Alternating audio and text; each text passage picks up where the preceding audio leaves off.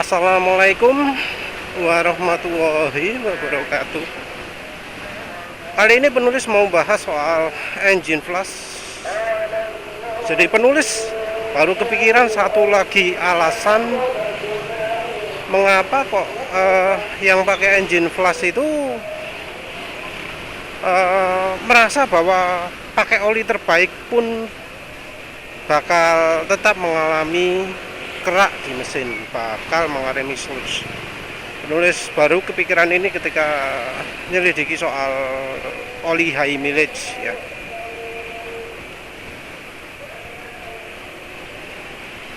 Tapi sebelum itu penulis ingin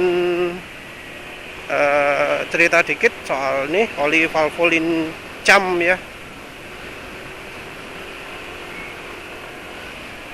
Jadi di Valvoline CHAM ini rasanya olinya ini sudah nggak enak ya, sudah nggak enak.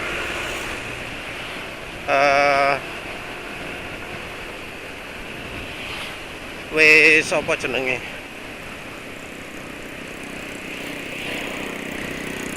Dalam keadaan pakai lambat gini sudah terasa terhambat gitu ya. Ini kalau ciri-ciri oli sudah mulai rusak. Kalau diteruskan mungkin oli ini akan makin kental ya. Feeling penulis gini. Ini pakai feeling. Jadi ini rencananya mau ganti oli. Entah mungkin oli Bardahel ya. Katanya kan bagus. Nggak pakai lewat minyak goreng dulu, nanti soalnya jadi nggak netral. Iya, ini rasanya kehambat. Engine brake-nya sudah nggak enak. Ini lepas gas langsung krem. Olinya kepakai 727 km.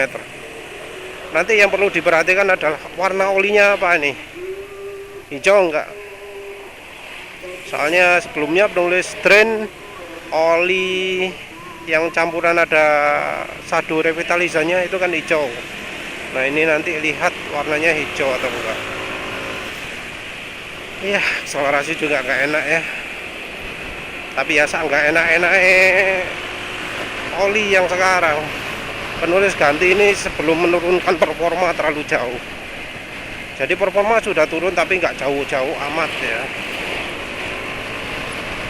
Tapi ya ini ciri-ciri kayak gini, engine brake berkurang, mesin terasa aja sek dikit gitu ya, sudah ciri butuh ganti oli. Jadi Valvoline CHAM bukan oli yang bagus, tapi wis kadung beli oli Valvoline XXD wes dicek paling belakangan aja, mau PTT dulu, mau apa jenenge apa itu redline dulu, mau olpo lagi tuh. Oli Gulf belum beli, apa mana ya.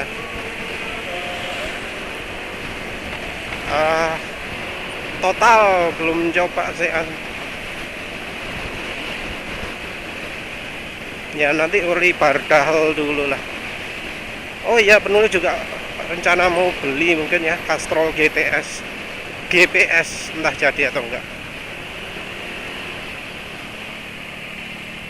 Iya, ini sudah kerasa krem nih. Ini ciri olinya kurang bagus sih.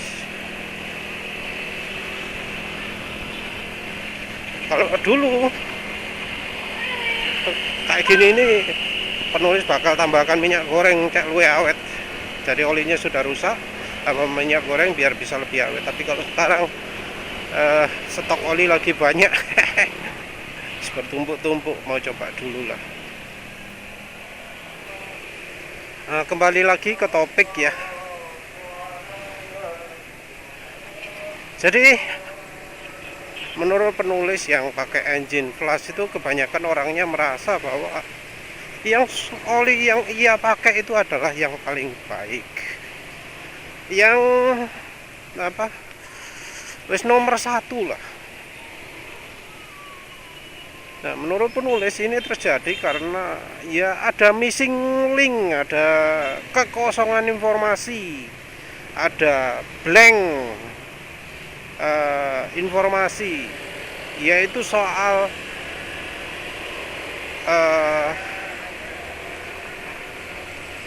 kualitas dan sifat pelarutan dan kompatibilitas oli full sintetik. Sekarang ini kalau misalnya ada masalah pada oli, orang akan menyalahkan pada oh ini oli mineral gitu ya. Harusnya pakai oli full sintetik sih yang bagus.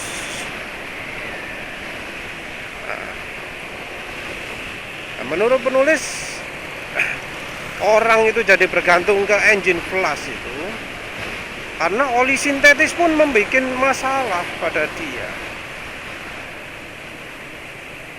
Jadi orang pikir kan oli terbaik oli apa? Full sintetis. Yang paling hebat apa? Full sintetis. Yang paling cocok apa? Full sintetis. Wes pokoknya sembarang full sintetis.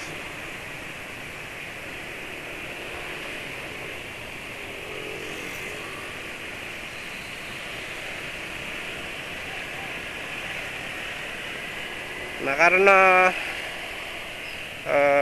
nganggap full sintetis itu yang paling baik dan oli-oli lainnya jelek, maka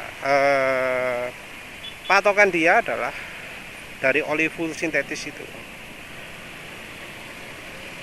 Dia tentunya milih oli full sintetis ya sesuai rekomendasi, alias meskipun dibohongi dia juga nggak tahu. Jadi ya namanya orang sales Indonesia ya, kejam-kejam, bohong itu berani. Barang isine watu diomong isi kue ya.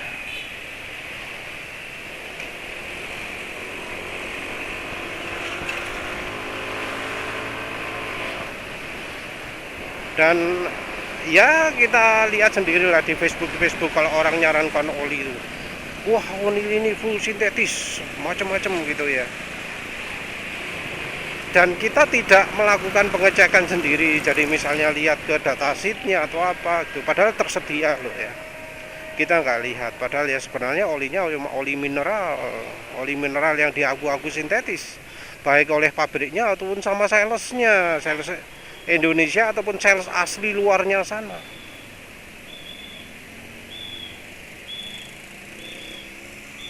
Ya perlu diingat lah ya, sekarang arti kata-kata full sintetis, 100% sintetis itu mengacu kepada oli mineral juga, yang aslinya mineral.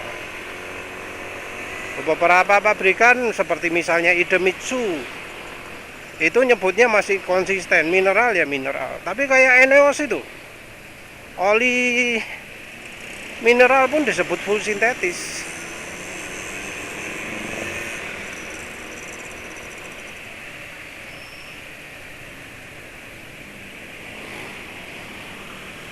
Jadi kalau ada orang, ini olinya cuma mineral, punya saya sintetis gitu, ya jangan bangga dulu.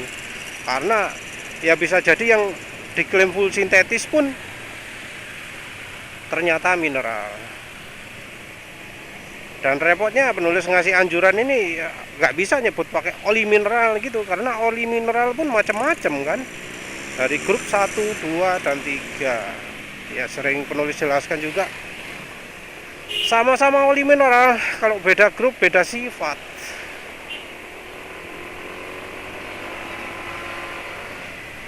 Nah, wes ya, kita kita itu harus menganggap bahwa orang-orang yang ngaku-ngaku pakai oli sintetik, full sintetik, 100% sintetik dan macam-macam itu, kalau sekarang itu mereka pastinya tetap pakai oli mineral juga, oli parafin ya. Shell itu contohnya jualan oli 100% sintetik tapi dari bahan purplus, jadi ya aslinya mineral juga.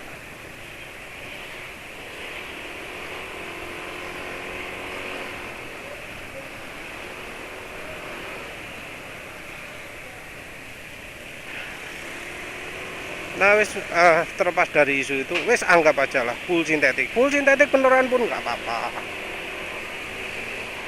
Full sintetik beneran pun nggak apa-apa. Tapi tetap masalah. Banyak orang yang nggak tahu bahwa oli full sintetik itu sebenarnya punya kelemahan.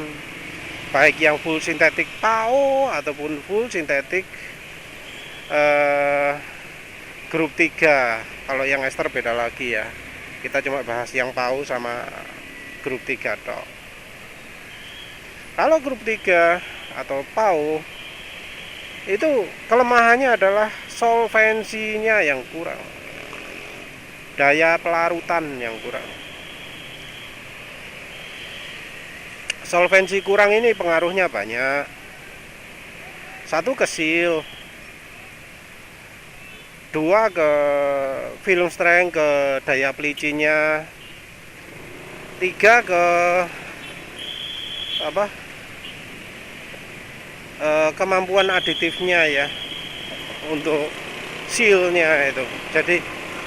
Jadi kompatibilitas terhadap sealnya dari bahan olinya. Jadi kalau oli solvensinya kurang, itu rata-rata punya sifat bikin seal kisut.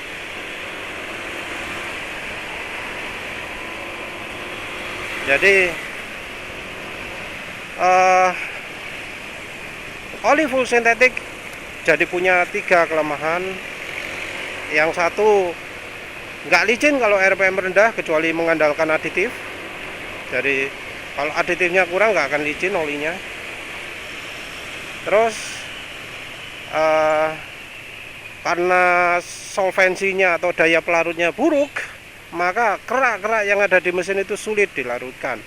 Walau sudah ada kalsium banyak tapi sulit untuk larut.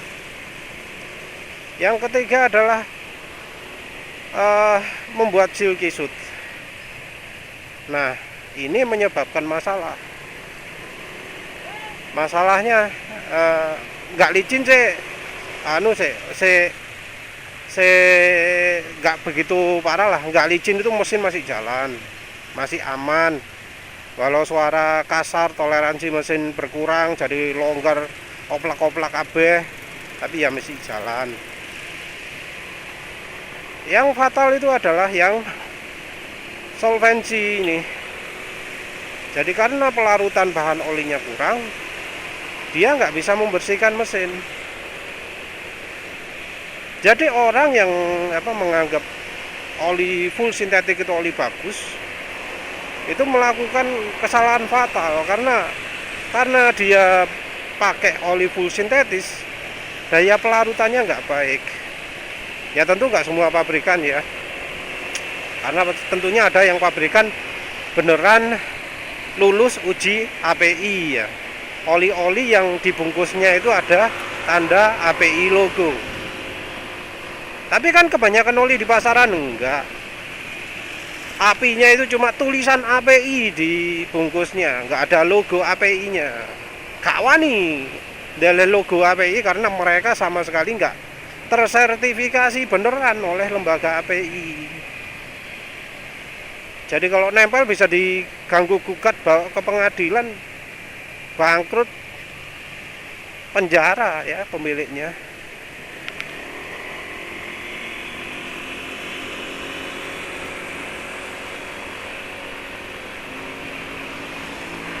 Di API sendiri sudah ada uji untuk anti kerak, anti sludge, anti varnish ya. Ada itu. Jadi oli yang sudah ikut standar API pasti bagus. Nah masalahnya kebanyakan oli di Indonesia itu nggak ada logo API-nya. Wis kosongan wis. Bondo percaya nang pabrik itu. Dan orang Indonesia ini merasa, oh nggak mungkin penjualnya curang, penjualnya pasti jujur gitu kan ya. Jadi ketika oli full sintetik mereka itu menyebabkan kerak, menyebabkan sludge, mereka anggap itu adalah hal yang normal terjadi pada kendaraan.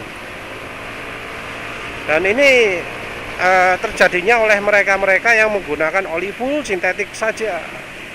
Kalau yang pakai semi sintetik masih aman. Karena apa? Semi sintetik itu kan kebanyakan ada grup 2. Dari oli grup 2 ini masih ada naphtenic-nya. Naphtenic ini punya kemampuan pelarutan yang bagus. Jadi masih rodok aman. Nah, kelemahan yang ketiga ini adalah bikin seal rembes. Jadi oli full sintetik itu kan bikin seal gisut. Nah, kalau seal gisut itu hasilnya apa? Ya bisa bikin mesin rembes. Tapi kebetulan engine flash itu kebanyakan kan isinya solar, liner, minyak tanah, nafta. Nah, kebanyakan aditif ini membuat seal itu ngembang. Jadi istilahnya kalau pakai engine flash bisa dibuat klop gitu ya. Jadi campuran engine flashnya akan bisa membuat sealnya itu jadi ngembang. Walau kadang ada contoh juga sih ya, sealnya sampai melar ya.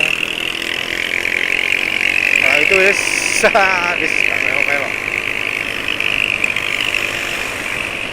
ya, intinya itulah ya. Intinya kalau yang pakai oli full sintetik itu dia akan dapat 3 kekurangan. Kalau misalnya pabriknya ini nggak genah loh ya. Jadi kekurangan itu adalah nggak licin, di RPM rendah, terus apa jenenge,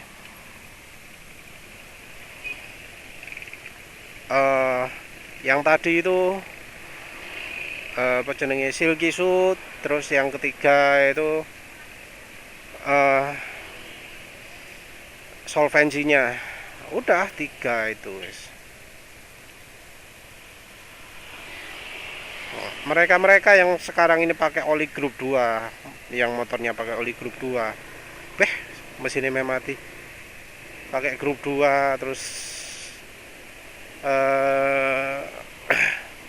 nggak pernah pakai yang full sintetik, yang PAU, yang apa murni grup 3 gitu.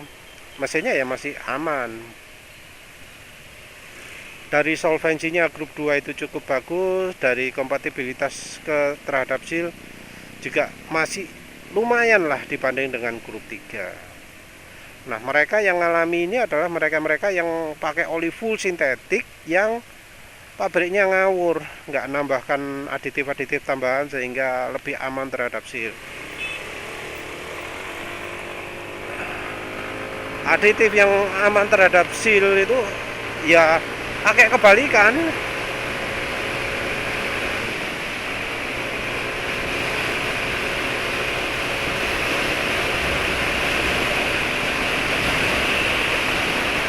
Ya, lambat ya. Walau tadi sempat kena halangan gitu. Ini terasa bener ya, mesti ini wis mulai kehambat. Payah sekali valvo lincam ini.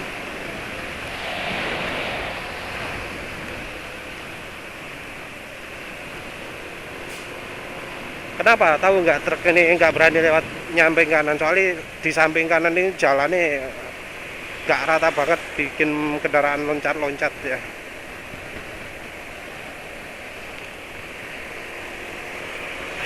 Ya wis, intinya itu wis, mereka yang pakai pakai engine flash itu adalah mereka-mereka yang nggak ngerti terhadap keberadaan dari oli high mileage ya. Ya, perlu saya barusan jelaskan. Kendaraan kalau sudah lebih dari 75.000 mil itu, kalau di luar, di Indonesia nggak ada sama sekali, di grup oli nggak ada yang sama sekali yang menyarankan pakai oli high mileage. Oli high mileage itu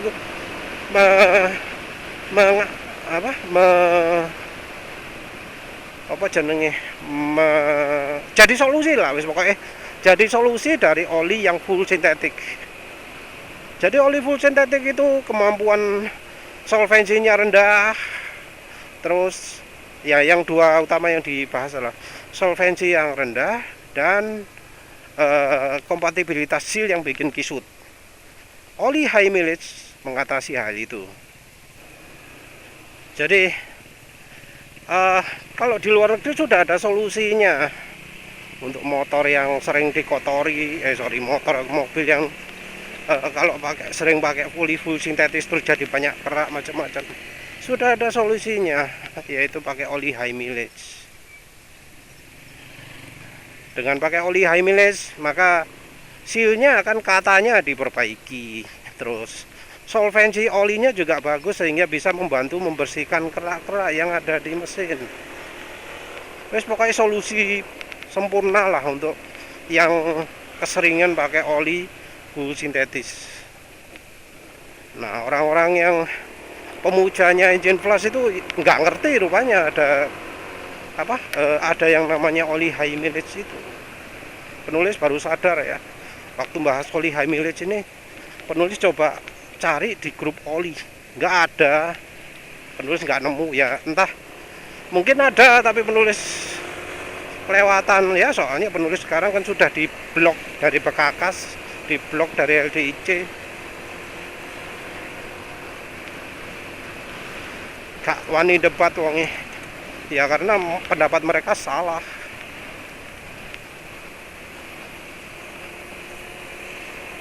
Nah, secara referensi, secara macam-macam jurnal, macam-macam referensi lubrikasi luar yang dalam, kenyataannya beda kok dari yang sering beredar di grup oli.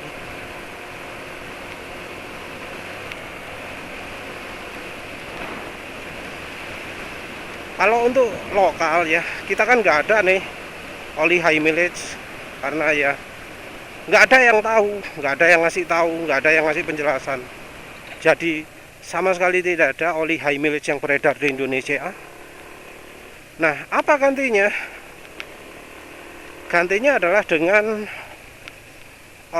oli yang punya solvensi yang tinggi, yang punya daya larut tinggi ya, terus bisa membuat seal itu mengembang. Apa itu? Ya Mestran Super, Mestran Super atau Mestran B40. Wis, itu tok. Solusi lain mungkin pakai aditif ester. Tapi aditif ester ada kelemahannya juga, yaitu konflik dengan aditif EP ya. Maaf, penulis lupa jelaskan sebelumnya. Kalau untuk meningkatkan solvensi pakai minyak goreng itu ideal. Ya wes, begitu saja. Terima kasih sudah menonton. Assalamualaikum warahmatullahi wabarakatuh.